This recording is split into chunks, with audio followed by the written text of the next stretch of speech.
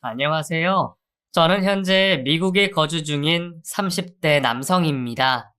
몇 년째 떠나와 있다 보니 한국이 그리워져서 그런지 요즘 문득 옛 생각도 많이 나고 그래서 멀리 타국에서 이렇게 사연을 보내게 됐네요. 제가 미국에 온 지도 벌써 몇 년 됐고 지금은 이곳에서 적응도 하고 제 가정을 꾸리고 행복하게 지내고 있지만 그래도 여전히 제가 나고 자란 저의 고향 한국이 그립고 떠오를 때가 많습니다. 그렇다고 물론 좋은 추억만 있는 건 아니죠. 오늘 제가 할 얘기는 바로 그 몇 안 되는 나쁜 기억에 관한 얘기입니다.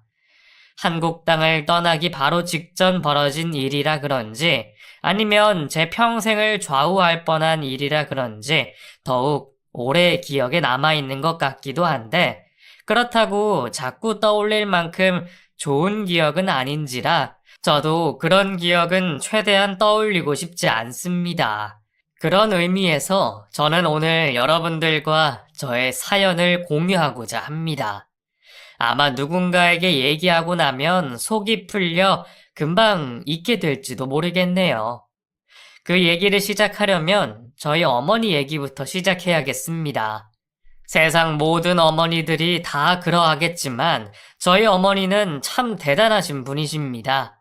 제가 세상에서 가장 존경하고 가장 사랑하는 분이기도 하시죠. 저희 어머니는 여자 몸으로 혼자 아들을 키우시며 젊은 시절부터 별 고생을 다 하시며 살아오셨던 분입니다.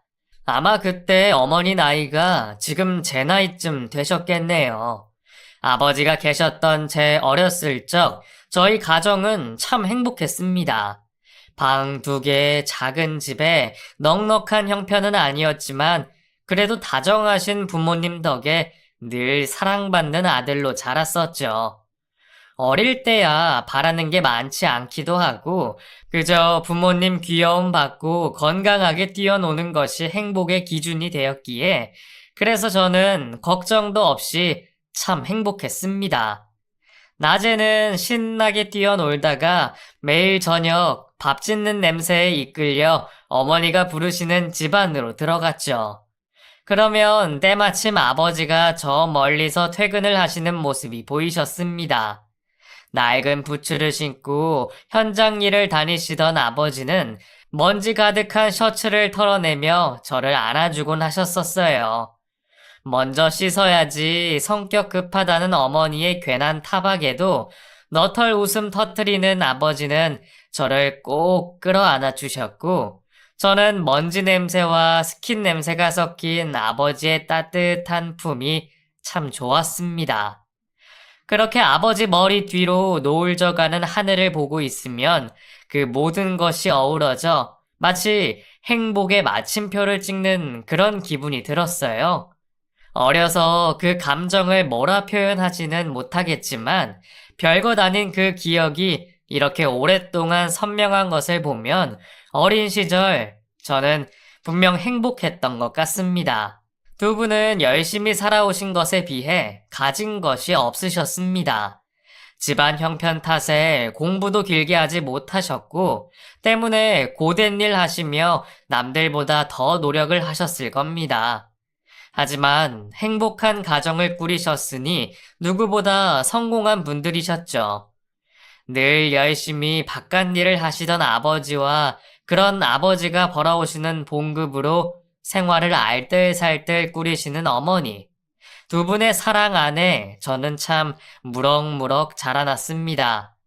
그때는 별 걱정도 없고 생각도 없던 철없던 시절이었어요. 학교가 끝나면 집에 책가방 던져놓고 동네 아이들과 어울려 총싸움이나 하고 다녔으니까요. 비비탄 쏘아대며 온 동네를 쏘다니고 식구들과 맛있게 저녁을 먹고 다음날 또다시 놀 궁리를 하면 그만이었습니다. 하지만 그렇게 평생 철들지 않을 줄 알았던 저는 제 예상보다 일찍 철이 들어야 했습니다. 그날은 다른 날과 똑같이 평범한 날이었습니다. 유난히 학교에 가기 싫었지만 그래도 오후에 친구들과 어울려 놀 생각에 꾸역꾸역 신발에 발을 집어넣고 어머니의 배웅을 받으며 유리문을 열고 집을 나섰습니다. 아직 어려서 그런지 공부에 별 흥미 없던 저는 하교 시간이 오기만을 기다리며 시계를 쳐다보고 있었는데 갑자기 처음 보는 선생님이 교실 문을 여시더니 저를 불러내셨죠. 뭔가 잘못됐구나 느낀 것은 처음 보는 그 선생님을 본 직후였습니다. 저는 낯선 그 선생님을 따라 급하게 병원으로 향했고 거기서 주저앉아 울고 계시는 어머니의 모습을 보게 됐습니다. 그 광경이 너무 낯설고 두려워 차마 어머니 곁으로 갈 수가 없었어요. 겨우 선생님 손에 이끌려 어머니 앞에 다가섰더니 정신 못 차리고 울고 계시던 어머니가 저를 부여잡고 통곡을 하시더라고요. 아버지 이름을 끝없이 부르시는 어머니의 목소리를 들으며 저는 난생 처음으로 정신이 혼미해진다는 것을 느낄 수가 있었습니다. 지독한 소독약 냄새에 웅성거리는 사람들 소리가 멀리 아득하던 중 저는 병원 전광판에 떠있는 아버지 이름을 발견할 수 있었습니다. 수술실에 들어있다는 아버지 이름을 발견한 저는 어머니의 설명 없이도 그 상황을 자연스레 이해했던 것 같습니다. 겨우 10살 난 나이였지만 온몸으로 불행을 이해하게 되었던 거죠. 현장 일을 하시던 아버지를 늘 걱정하시던 어머니셨는데 당시에는 어머니가 왜 그렇게 매번 걱정을 하시는지 몰랐던 저는 그제서야 어머니의 우려를 이해할 수 있었습니다. 아버지는 큰 수술을 몇 번이나 받으셨지만 의식을 차리지 못하셨습니다. 그 뒤로 매일 장을 보고 밥을 짓던 어머니는 더 이상 집에 계시지 않으셨고 저도 더 이상 뛰어놀지 않았습니다. 어머니는 매일 아버지 곁을 지키셨고 저도 학교가 끝나면 곧장 병원으로 달려가 아버지의 모습을 지켜봤습니다. 언제라도 깨어나실 것 같은 모습에 매일을 기도했던 것 같습니다. 더 이상 어리광도 부리지 않고 때도 쓰지 않겠다며 그렇게 바라고 바랐건만 아버지는 다시 일어나 저를 안아주지 못하셨습니다.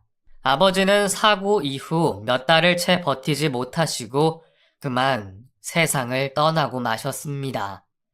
집안의 든든한 기둥이었던 아버지가 떠난 뒤 우리 모자는 덩그러니 남게 됐습니다.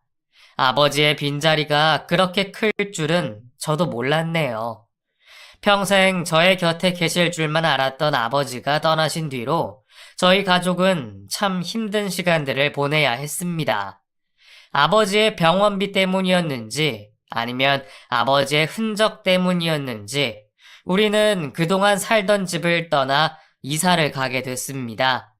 생전 처음 가보는 동네로 이사를 떠난 우리 모자는 그렇게 새 출발을 하는 심정으로 새로운 동네에 둥지를 틀었고 그 뒤로 저와 어머니의 인생은 송두리째 바뀌게 됐습니다. 저는 더 이상 철부지 어린이일 수 없었고 가정주부셨던 어머니는 가장이 되어 홀로 세상의 풍파와 싸우셔야 했습니다.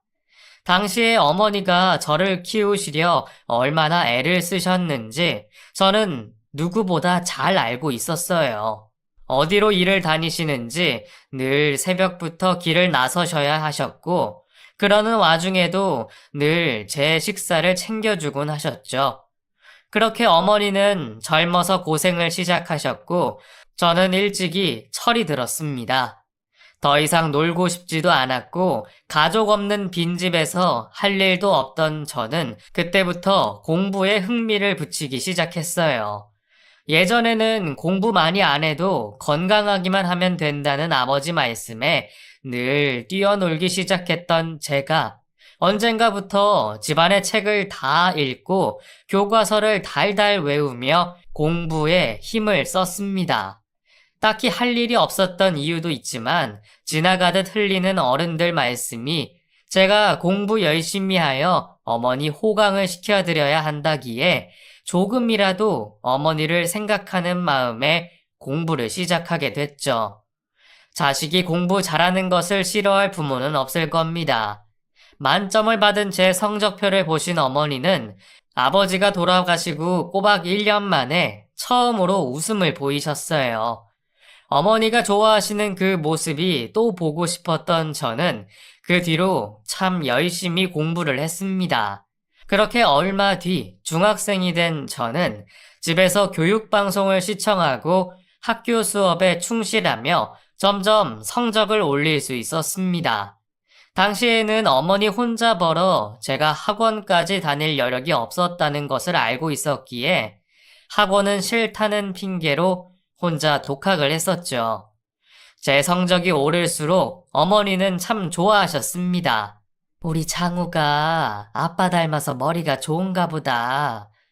사실 네 아버지도 집에 돈만 있었으면 대학도 가고 남았을 텐데.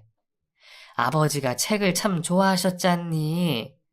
그래서 학교는 못 나와도 아는 것도 많고 참 똑똑했는데 말이야. 우리 장우는 대학 가서 학사도 따고 박사도 따면 좋겠다. 그러면 아버지가 참 좋아하실 텐데.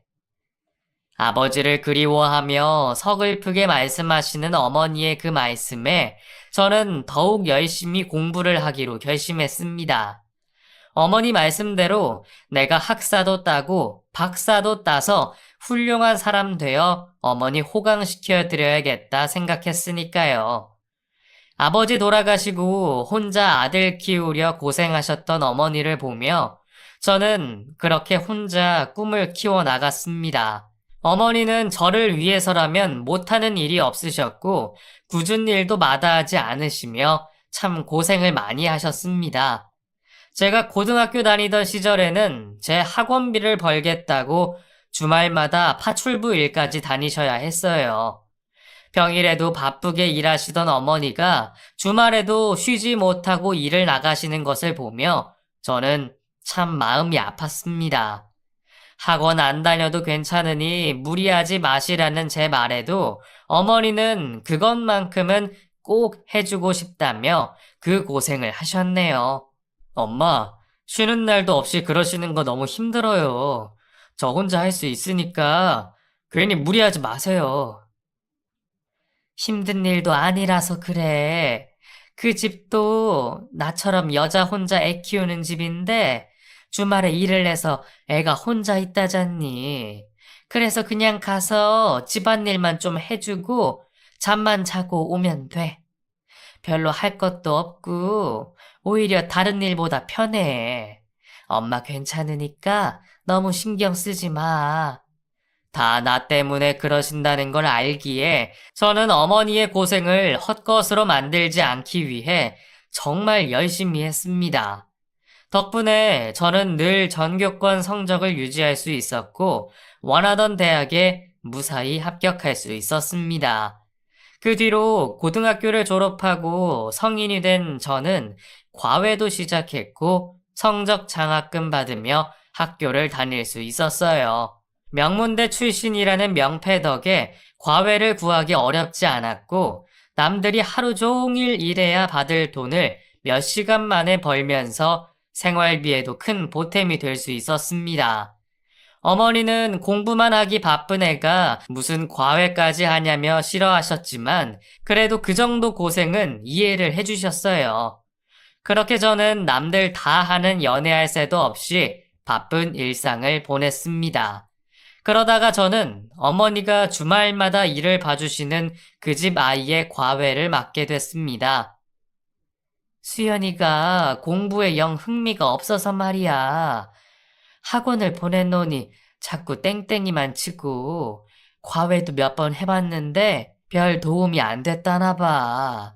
사모님이 아이 성적 때문에 항상 걱정이신데 이제 고등학생 됐는데도 애가 여태 공부에 흥미가 없다 해서 내가 네 얘기를 좀 했지. 왜 네가 고등학교 다닐 때도 꼴찌 친구들 성적도 올려주고 그랬잖아. 그 얘기를 했더니 엄청 궁금해 하시더라고. 명문대 학생이라니까 더 마음에 드시나 봐. 장우 너 주말에는 별일 없잖아. 그치? 2시간씩만 봐주면 되는데 한번 해볼래? 엄마랑 붙어 있을 수 있으니까 그것도 좋고. 그래요? 하긴 나도 주말에 엄마 얼굴 보면 좋긴 하죠. 그럼 제가 한번 해볼게요. 그렇게 전해주세요. 그렇게 저는 어머니가 일하시는 집 아이의 과외를 맡으며 그렇게 그 집 아이 수연이와 인연을 시작하게 됐습니다. 겨우 3살 차이였지만 당시에는 수연이가 여자로 보인다거나 하지 않았어요. 그때만 해도 3살이라는 나이 차는 엄청난 것이라는 생각에 대학생이 고등학생을 이성으로 보기가 어려웠죠. 저도 어렸을 적 여동생이 있었으면 싶었던지라 그냥 동생 같은 마음에 잘 대해줬습니다. 공부 말고 대학생활 얘기도 해주고 가끔은 고민 상담도 해줬습니다. 어머니 말씀처럼 수연이는 공부에는 영 흥미가 없는 아이였어요. 그냥 보통 아이들처럼 아이돌 좋아하고 노래하고 춤추는 걸 더 재미있어 하는 것 같더라고요.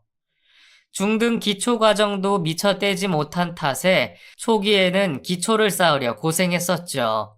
그래도 가르치면 곧 잘 따라하고 열심히 해보려 하는 덕에 크게 힘들지는 않았습니다. 어머니 말씀으로는 그동안은 과외를 하면서도 늘 딴청이었다는데 제 수업은 웬일로 잘 들었던 모양이에요. 사실 중상위권 학생들이 성적을 올리는 것보다 하위권 학생들이 성적 올리는 게 더 쉽죠. 덕분에 기초만 쌓여도 성적은 쑥쑥 오를 수가 있었어요. 제 덕이라기보다는 수연이가 워낙 기초가 없었던 탓이었죠. 하지만 눈에 띄게 오르는 성적에 수연이 어머님이 참 좋아하시더라고요. 다 제 덕이라며 제게 참 고마워하셨었어요. 아유, 장우 덕분에 요즘 수연이 성적이 얼마나 올랐는지 몰라. 그동안 비싼 과외에 학원에 돈 들여서 별짓 다 해봐도 아무 소용이 없었는데 어쩜 그래? 그게 어디 제 덕인가요? 다 수연이가 열심히 한 덕분이죠.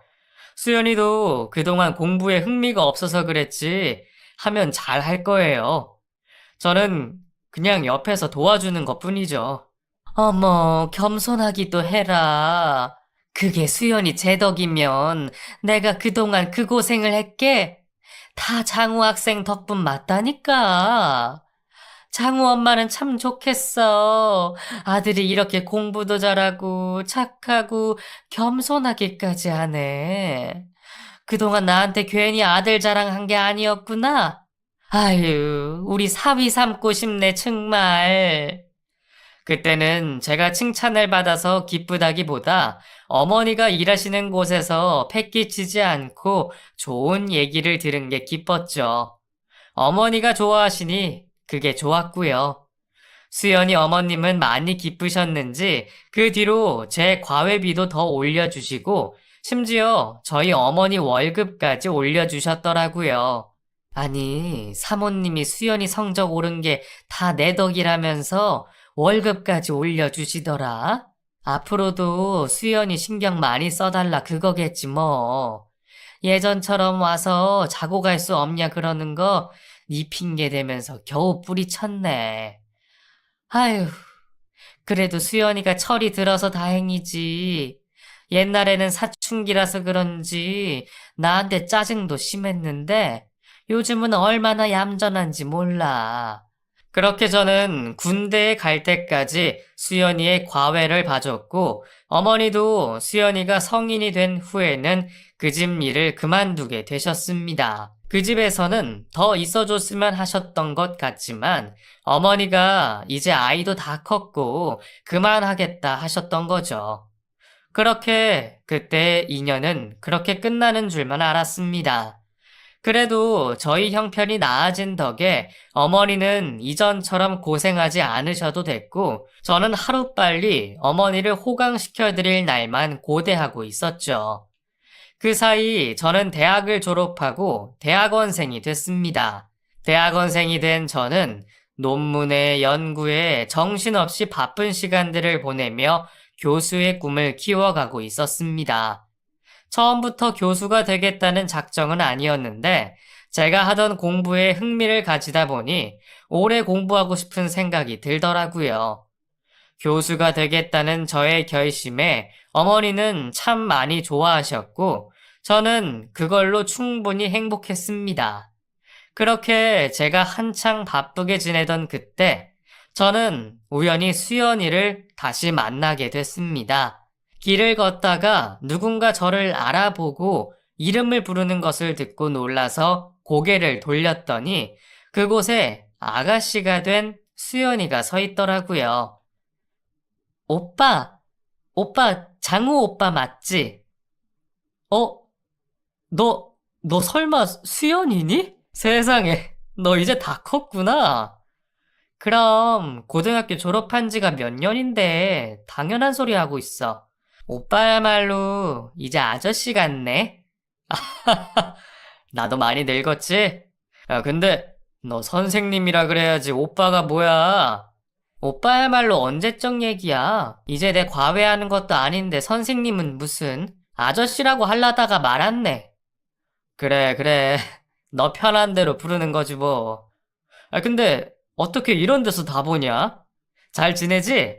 아주머니도 잘 계시고. 저희는 오랜만에 만나 반가운 마음에 자리를 옮겨 대화를 이어가게 됐습니다. 제가 나이를 먹는 사이 수연이도 벌써 대학을 졸업했더라고요. 언제 시간이 이렇게 흘렀을까 세월이 참 빠르다 싶었습니다. 꼬맹이인 줄만 알았던 수연이가 어느새 아가씨가 됐고 저도 내일 모레면 30이 코앞이었네요. 수연이는 대학을 무사히 졸업하고 승무원 일을 하고 있다고 했습니다. 예전부터 여기저기 돌아다니고 싶어 했으니 자기한테 딱 맞는 직업을 가졌네요. 우리는 그간 못했던 안부를 나누며 몇 년 만에 인연을 다시 이어가게 됐습니다. 그리고 어느새 정이 들어버렸는지 동생으로만 생각했던 수연이와 저는 연인 사이로까지 발전하게 됐죠. 사실 저희는 참 통하는 게 많은 사이였습니다. 둘 다 홀어머니 밑에서 자란 탓에 남들은 모를 상처와 애로사항들이 많았거든요. 그런 고민은 아무나와 나눌 수 없다 보니 그런 점에서 저희는 서로를 참 잘 이해하곤 했습니다. 물론 가정 형편은 달랐지만 그래도 어떻게 고민이 없을 수가 있겠어요. 저도 아버지가 없다고 놀림을 많이 받았었고 수연이도 그런 얘기를 심심치 않게 들었다더군요.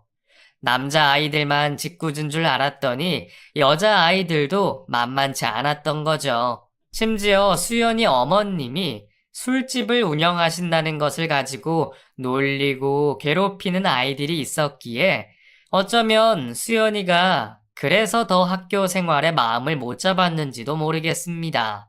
사실 수연이는 사춘기 시절 어머니와 관계가 그리 좋지 못했었죠. 학교에서는 부모님 직업으로 놀림을 받았고 수연이 어머니 역시 술집 한다는 사람들 편견 때문인지 늘 수연이에게 바라시는 게 많았거든요. 그래서 예전에는 수연이가 제게 그런 말도 많이 하곤 했습니다. 선생님이 우리 엄마 아들이었으면 엄마가 엄청 좋아했을 텐데 맨날 나한테 공부 못해서 어쩔 거냐고 대학이라도 가야 사람들이 안 무시한다고 그러거든요. 근데 선생님은 명문대 다니고 공부도 잘했으니까 엄청 사랑받았겠다. 홀어머니 밑에서 나와 비슷한 아픔과 상처를 가진 그 아이에게 저도 모르게 신경이 쓰였는지 모르겠습니다. 그렇게 서로의 상처를 잘 알았던 저희는 연인이 된 이후에도 서로를 보듬으며 애정을 키워갔습니다. 물론 서로 바쁜 일정 탓에 보통 사람들처럼 자주 만나지는 못했지만 바쁜 와중에도 데이트를 즐기며 우리들만의 추억을 쌓아갔죠. 그렇게 저희가 어느새 3년이라는 시간을 함께 해왔네요. 그동안 싸우는 일도 있고 섭섭한 일들도 있었지만 사랑하는 그 마음은 변하지 않았습니다.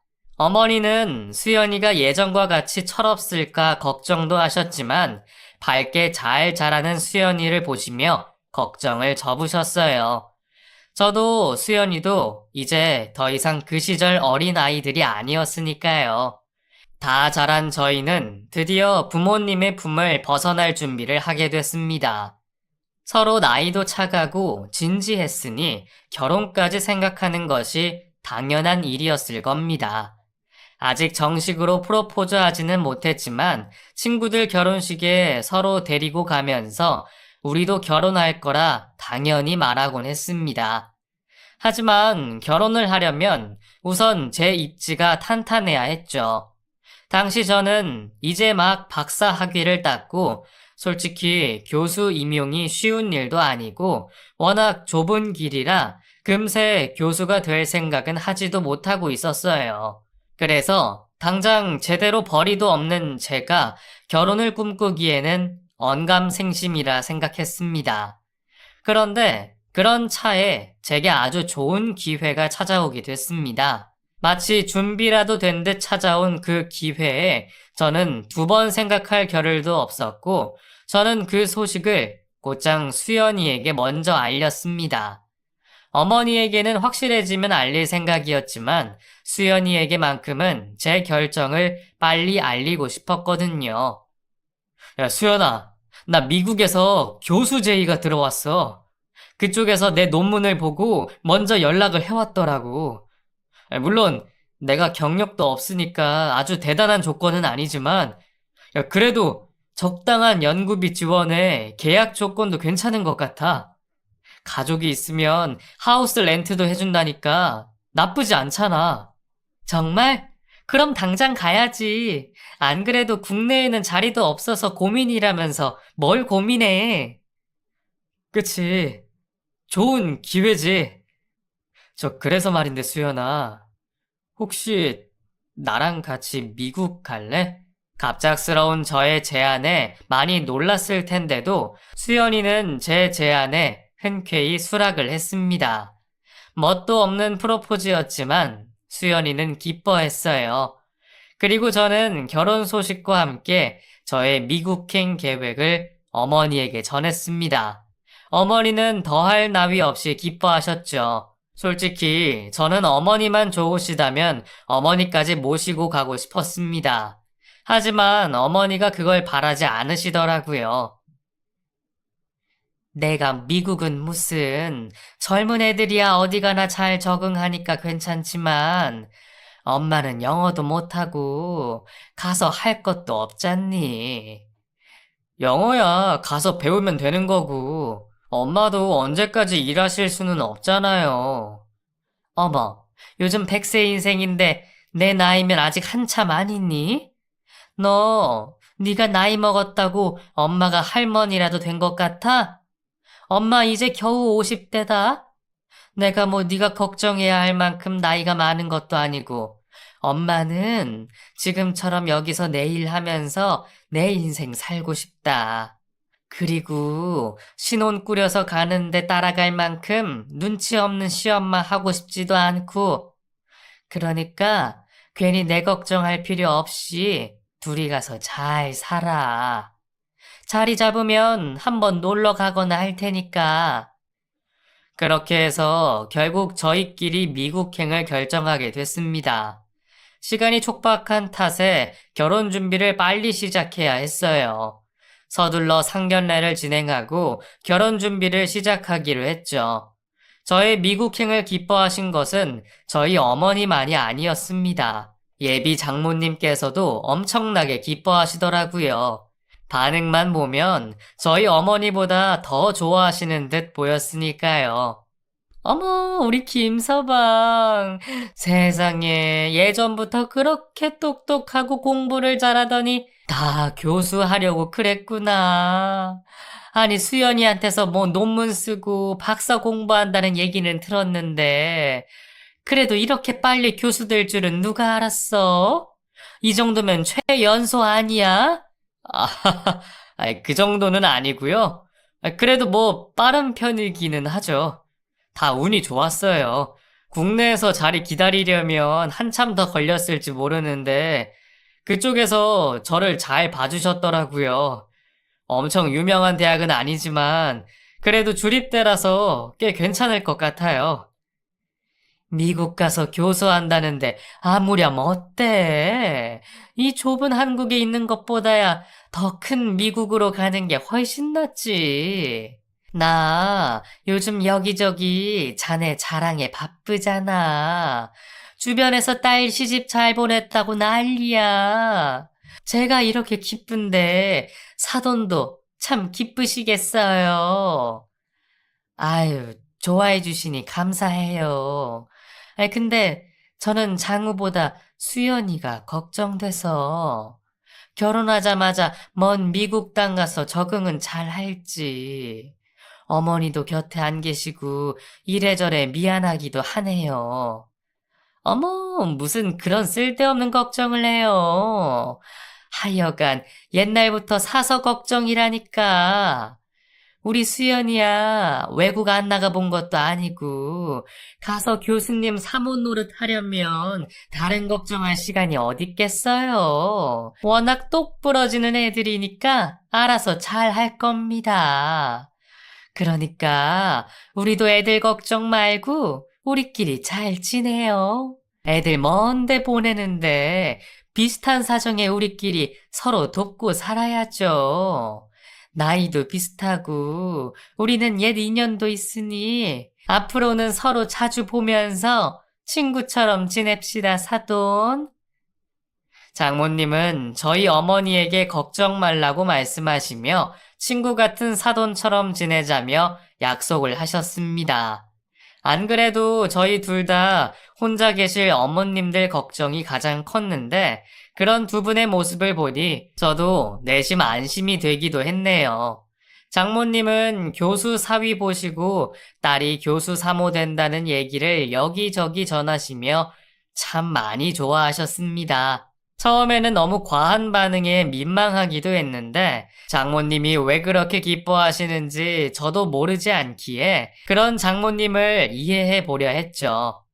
예전에도 수연이를 통해 종종 듣고는 했지만 사실 불법 업소가 아닌데도 술 장사에 대한 인식은 좋지 못했습니다. 더구나 여자 혼자 술집을 한다고 하면 장모님도 별 소리를 다 들으시며 고생이 많으셨겠죠. 그래도 좋으신 분이라는 걸 알기에 저는 이해를 하지만 남들은 물장사라며 무시하는 얘기들을 많이 했나 봅니다. 그래서 그런지 옛날부터 장모님은 수연이가 좋은 대학 가서 성공하기를 바라셨고 늘 명예 욕심이 있으셨어요. 그런데 수연이가 해내지 못한 그 꿈을 사위인 제가 대신 이뤘다 생각하시고 그렇게 좋아하셨던 모양입니다. 그래서 저도 그런 장모님을 많이 이해하고 배려하려 했죠. 그래서 결혼 준비에 출국 준비로 정신없이 바쁜 와중에도 지인분들께 사위 자랑 한번 해보고 싶으시다는 것을 마다하지 못했습니다. 솔직히 그럴 여유도 없고 그런 자리에 불려나가는 게 편하지는 않았지만 이제 출국하면 언제 또 들어올까 싶어서 죄송한 마음에 장모님이 바라시는 대로 하기로 했습니다. 그렇게 비행을 떠난 수연이 없이 저 혼자 예비 처가댁으로 찾아갔습니다. 장모님은 결혼식에 오지 못하실 지인분들께 미리 인사를 시키고 싶다고 하셨어요. 저는 친구분들께 인사를 드리며 앉아 있었습니다. 어머, 미남이시네. 얼굴도 잘생겼는데 머리도 좋으신가 보다. 아직 한참 젊은데 벌써 교수라니 대단해요. 어머, 당연하지. 그럼 똑똑해서 못생겼을 줄 알았어? 우리 사위는 어디 내놔도 아쉬울 게 없는 사람이야.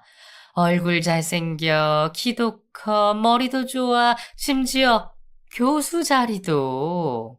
아무 대학이야? 미국에 있는 대학 교수 하려면 얼마나 힘든지 알아? 한국 애들 가르치는 거랑 차원이 다르지. 그러게, 장여사가 괜히 자랑한 게 아니네.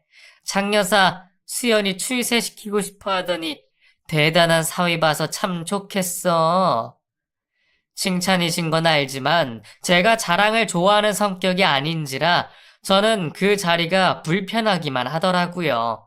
게다가 장모님이 갑자기 그 자리에 계신 지인분 유학 자리까지 부탁하시는 바람에 더 불편해졌습니다. 김서방, 미국 교수하면 학생 한 명 정도는 추천서 같은 걸로 꽂아줄 수 없나? 네? 추천서요? 여기 이 사람 막내 아들이 미국 유학을 생각 중인데 미국 유학이 쉬워야 말이지. 혹시 자네가 도와줄 수는 없을까 해서. 그 정도는 되잖아. 그치? 장모님의 기대를 깨트리기는 싫지만 아직 임용도 안 된 제가 할 수 있는 일도 아니었고 된다고 해도 저는 그런 청탁을 받을 생각이 없었습니다. 결국 자리가 불편해진 저는 화장실을 가겠다는 핑계로 자리를 피했습니다. 한참을 화장실에서 시간을 죽이다가 아주머니들 시끄러운 대화 소리에 정신이 빠져서 바람이라도 좀 쐬고 싶었어요. 그래서 저는 화장실 옆에 있던 2층 계단을 보고 저도 모르게 그리로 올라가게 됐습니다. 오랜만에 수연이 방이 있던 2층을 보니 옛날에 수연이 과외해주던 기억이며 그때의 추억들이 떠오르더군요. 온 김에 수연이 방이라도 구경할까 싶어 다가가는데 안에 누가 있는지 말소리가 들리더라고요. 아까는 밖이 너무 시끄러워서 2층으로 누가 올라가는 줄도 몰랐는데 제가 화장실에 있던 사이 누군가 방에 들어갔던 모양입니다. 통화를 하는 그 목소리의 주인공이 누구인지는 금방 알 수 있었죠. 방문 사이로 새어나오는 목소리의 주인공은 장모님이셨습니다. 전화를 듣는 게 예의가 아니라는 생각에 돌아가려는데 한마디 말이 제 귀를 사로잡더군요. 자기도 왔으면 우리 사위 보고 좋은데. 곧 출국해야 해서 더 시간 못 내지. 그러게 오늘 꼭 오라니까는. 제 얘기라는 것을 알게 되니 저도 모르게 귀가 가더라고요. 그런데 별것 없을 줄 알았던 그 통화에 저는 큰 충격을 받고 말았습니다. 아니, 그 옛날에 우리 일해주던 아줌마였잖아. 그래. 인연이 참 알다가도 모르는 거야. 그래. 뭐? 미쳤니?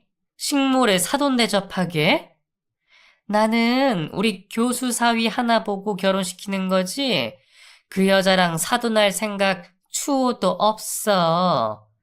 사돈을 하더라도 수준이 맞아야지. 분명 장모님이 말씀하시는 사돈이 우리 어머니일 텐데 분명 두 분이 친구처럼 지내시겠다고 하시던 분이 뒤에서는 그런 말을 할 줄 누가 알았겠어요. 하지만 장모님의 망언은 거기서 끝이 아니었습니다.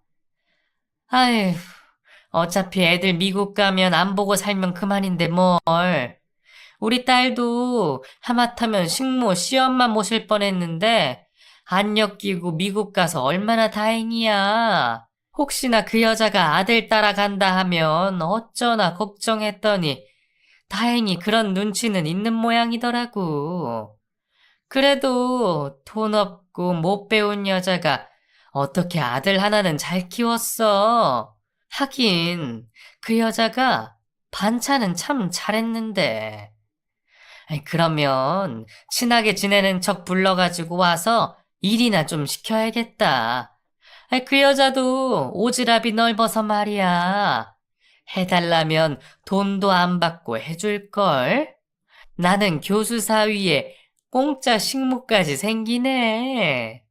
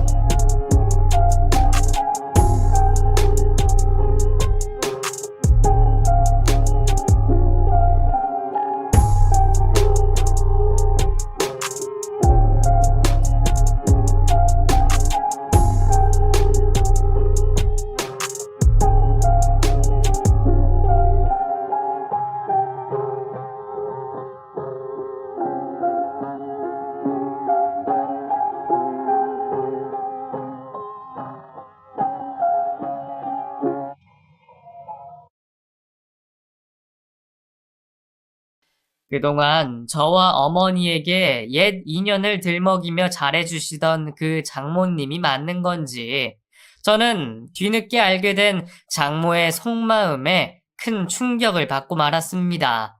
그동안 가면을 쓰고 우리를 대했구나 생각하니 술집 사장이 괜히 술집 사장이 아니다 싶더군요.